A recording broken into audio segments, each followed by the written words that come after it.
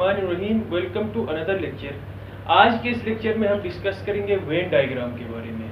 अब Venn diagram क्या है और इन वेन डायग्राम के थ्रू हम ऑपरेशन अपसेट को कैसे प्रूव करें, इस चीज़ को हमें देखना है।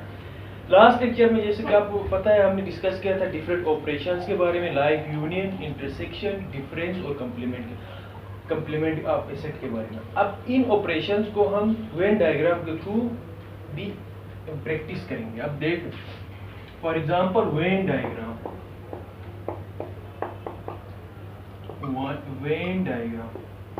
बेसिकली एक डायग्राम्स के थ्रू इन्हीं ऑपरेशंस का एक रिप्रेजेंटेशन है या सिंबल्स के थ्रू इन ऑपरेशंस को हम रिप्रेजेंट करेंगे। फॉर एग्जांपल यूनियन है, यूनियन जैसे कि पता है आपको, तमाम दोनों सेट्स में से जितने भी तमाम एलिमेंट्स को हम लिख लेते हैं।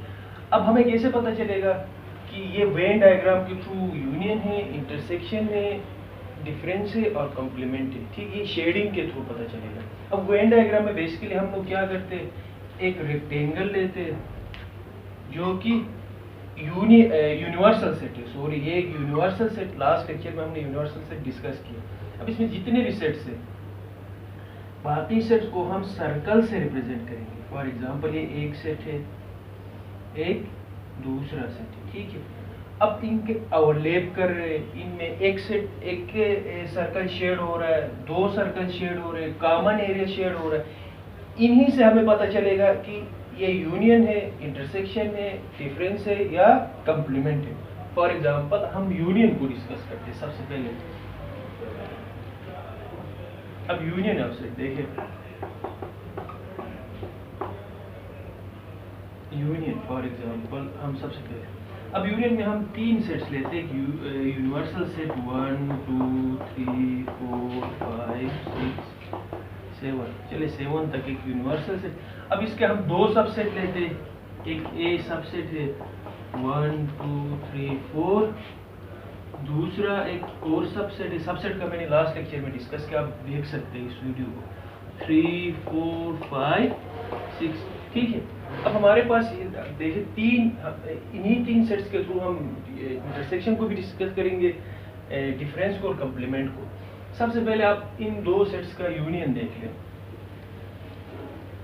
ए यूनियन बी, क्या रिजल्ट आएगा, ए यूनियन बी। दोनों में जितने भी एलिमेंट्स है, सिर्फ रिपीट नहीं करवाना आपने, 1 2 3 4 दोनों में आप एक दफा लिखिए, 5 6, ठीक, ये हमारे पास रिजल्ट है। अब इसको आपने क्या वेन डायग्राम के थ्रू कैसे रिप्रेजेंट करना है, जैसा कि मैंने बताया था यूनियन सेट, ठीक है। अब इसमें दो सेट्स है, ए बी। आपने क्या करना, यूनियन के केस में ए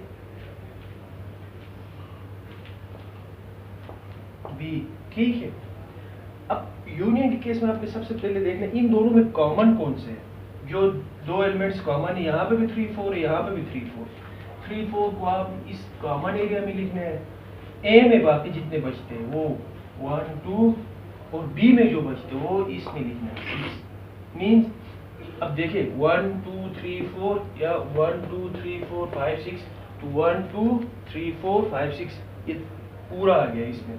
अब हमारे पास यूनियन इसमें 6 तक है, लेकिन यूनिवर्सल सेट में हमारे पास 7 तक है। तो जो जितने भी, फॉर एग्जांपल इसमें हमने 7 तक, इसमें 8 तक भी हो सकता है, 10 तक भी हो सकता है।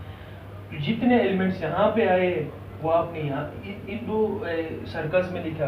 बाकी एलिमेंट्स 6 तक तो यहाँ है, लेकिन यूनिवर्सल सेट में दो और एलिमेंट्स भी हैं या एंटिटीज है, 7 और 8 आपने इस यूनिवर्सल सेट में लिखा, तो आपके पूरे एलिमेंट्स आ गए। देखिए 1 2 3 4 5 6 और 7 8। अब इसको शेडिंग करना है, शेड से हमें पता चलेगा, ठीक है। यूनियन के केस में हम इस पूरे एरिया को शेड करेंगे सही से, बल्कि मैं इसको ब्लू कलर से कर देता हूँ, ठीक है। यूनियन के केस में आपने क्या करना है, इस पूरे एरिया को शेड करना है, ठीक है। उसके बाद आ जाता है इंटरसेक्शन। इन्हीं सेट्स को लेते हैं इंटरसेक्शन में, इसको नहीं रफ नहीं करता, फिर देख लेते क्या होता है आगे।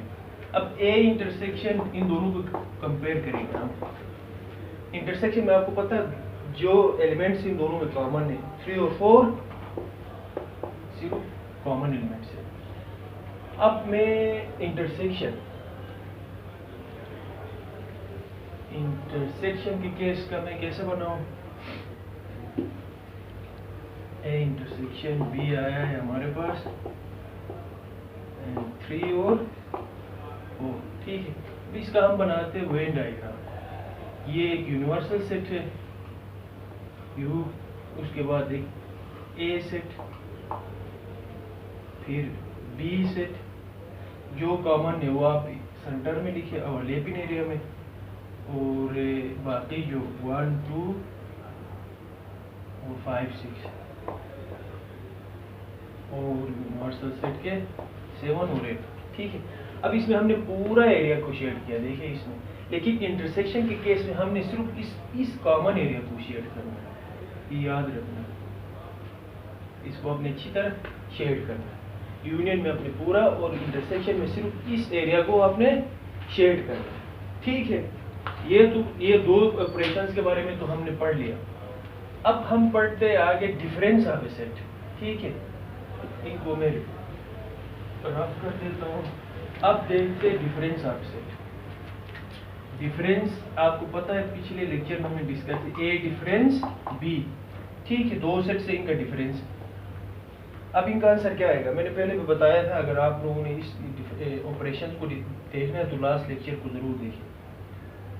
हम दोनों में क्या करेंगे, सेम चीजों को क्रॉस, और ए सेट में जो भी बचेगा, ए सेट में ए डिफरेंस बी है इसीलिए 1 2, और अगर बी डिफरेंस ए है दोनों में क्रॉस, और बी में जो बचेगा, जो बी सेट में बचेगा वो हमने लिखना 5 और 6, ठीक है। अब दोनों को हम ड्रॉ करते हैं। एक यूनिवर्सल सेट है, एक ए है, एक सेट बी है, सर्कल हमने। अब कॉमन चीजों को आप, कॉमन एलिमेंट्स को आप यहाँ पे लिखे, 1 में ए, और ए में 1 और 2, और बी में 5 6, और जो दो बचे वो यहाँ पे आपने 7 8, ठीक। अब इसको कैसे शेड करना है, हमें कैसे पता चलेगा ये ए डिफरेंस? अगर हमें सिर्फ ये इस तरह का कोई वेन डायग्राम गिवन हो और वो हमसे पूछे कि इसमें आपने डिफरेंस या यूनियन या इंटरसेक्शन, एमसीक्यूज में भी पूछ सकता है, तो हमें कैसे पता चलेगा? अब देखें यहाँ पे ए डिफरेंस बी का आंसर 1 2 आ रहा है। जो आंसर आ रहा है आपके पास, जो आंसर, सिर्फ उस एरिया का अपनी शेड करना है। 1 2 किस में आ रहा है? सिर्फ ए में, ठीक है।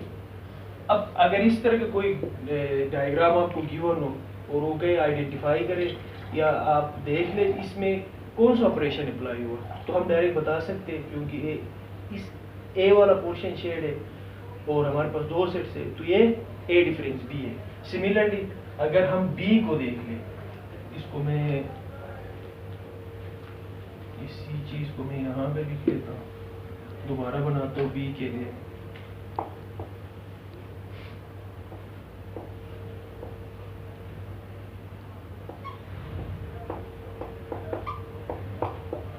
अब बी डिफरेंस है में क्या है? 5 6, तो 5 6 वाला एरिया कौन सा है? सिर्फ ये वाला है।